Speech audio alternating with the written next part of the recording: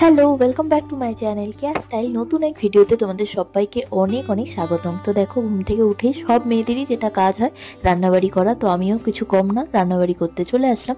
আর অন্য দিনের তুলনায় আজকে সকাল থেকে রান্না করতে আমার ইচ্ছে করছে না, কিন্তু যেহেতু অনিমেষ যাবে অফিসে তো করতেই হবে, তার জন্য কোনো রকমে ডাল আর ফুলকপি আলু ভাজা এ দুটোই করেছি। আজকে বেশি কিচ্ছু করিনি, ইচ্ছা করছে না যেহেতু। যদি রাতে আমাদের কিছু ইচ্ছা করে খেতে তাহলে নতুন একটা করে নেব।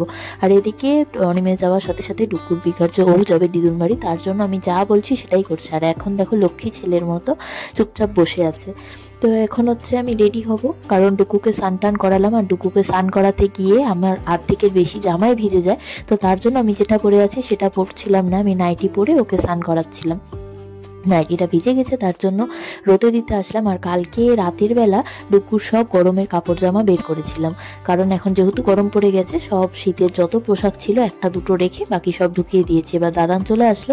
আমি যখন ছোট ছিলাম বাবা এরকম করে আমাকে সাইকেল করে নিয়ে যেত, আমারই ছোট্ট একটা প্রতিচ্ছবি